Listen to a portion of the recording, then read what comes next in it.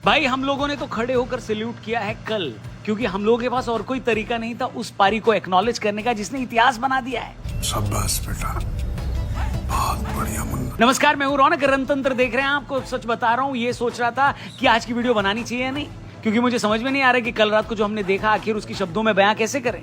3-4 भाषाएं हमें आती हैं, लेकिन उन भाषाओं में वो शब्द ही नहीं है जिसे बताया जा सके कि वैभव सूर्यवंशी ने कल क्या किया है।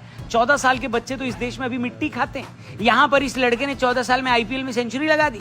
मेरे पापा आज के बाद शर्मा जी के लड़के का एग्जाम्पल नहीं देंगे, सूर्यवंशी के लड़के का एग्जाम्पल देंगे। आप खुद सोचो भाई, राहुल द्रविड़ जिनका पैर टूटा है, व्हील चेयर पर चल रहे हैं, सेंचुरी बनने पर खड़े हो गए।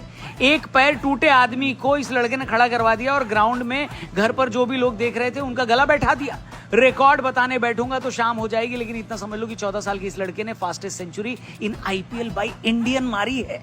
इससे पहले ये रिकॉर्ड यूसुफ पठान के नाम था, जिन्होंने राजस्थान के लिए 37 गेंदों में सेंचुरी मारी थी, लेकिन वैभव ने ये काम 35 गेंद में कर दिया। यूसुफ पठान ने इनके लिए स्पेशल पोस्ट भी किया और मेरे हिसाब से बनता है, क्योंकि इससे बढ़िया, इससे शानदार, इससे जबरदस्त मैंने पिछले 10 सालों में शायद कुछ नहीं देखा। और मेरे पास कोई शब्द नहीं है इस बेहतरीन पारी को बताने के लिए। आपके पास है तो कमेंट करके बताना, और ये भी बताना कि जब आप 14 साल के थे तब आप क्या कर रहे थे। फिलहाल थोड़ा मैच की बात कर लेते, क्योंकि वैभव की इनिंग की वजह से मैच खतरनाक हो गया था। मैच शुरू हुआ, गुजरात ने पहले बैटिंग की, साई सुदर्शन, शुभमन गिल ने वही किया जो अभी तक करते रह रहे हैं। बढ़िया शुरुआत, बिना रुके बिना थके। मुझे समझ नहीं आ रहा कि कोई चीट कोड लगाकर खेलती है क्या ये टीम।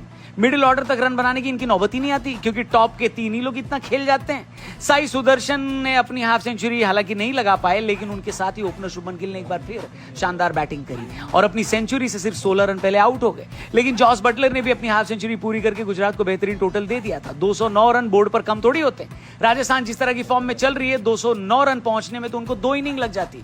लेकिन वैभव सूर्यवंशी के प्लान अलग थे।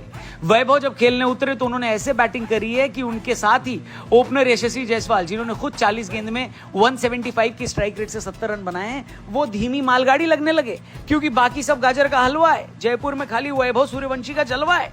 अब सोचो, ईशांत शर्मा के एक ओवर में 3 छक्के और 2 चौके लगाए लड़के ने। ईशांत शर्मा ने 100 टेस्ट मैच खेले, 100। तुम्हें शर्म है? कुछ शर्म आया है? राशिद खान दुनिया के सबसे बड़े टी20 स्पिनर, दुनिया की हर लीग चाहती कि राशिद उनके यहां से खेल लें, क्योंकि उनसे बढ़िया टी20 में कोई बॉलर नहीं है। लेकिन राशिद खान को जहां मन किया उन्होंने वहां मारा है। अपना आईपीएल डेब्यू कर रहे करीम जन्नत की जिंदगी नरक बना दी सूर्यवंशी ने। एक ओवर में 30 रन कूटे हैं, जो इस साल का सबसे महंगा ओवर साबित हुआ है। लेकिन वैभव सूर्यवंशी ने किसी के सामने कोई हमदर्दी नहीं दिखाई। उनका हर छक्का पिछले वाले से ज्यादा लंबा था। आप सोचो, जब क्रिस गेल ने 30 बॉल पर आईपीएल की सबसे तेज सेंचुरी लगाई थी, उस वक्त वैभव सिर्फ 2 साल के थे, लेकिन आज उन्होंने सेम लिस्ट में अपना नाम दर्ज करा लिया है। खत्म कर दिया भाई साहब सब। मैं तो यही सोच रहा हूं कि वैभव सूर्यवंशी जब वापस स्कूल जाएंगे तो क्या भौकाल होगा यार उनका।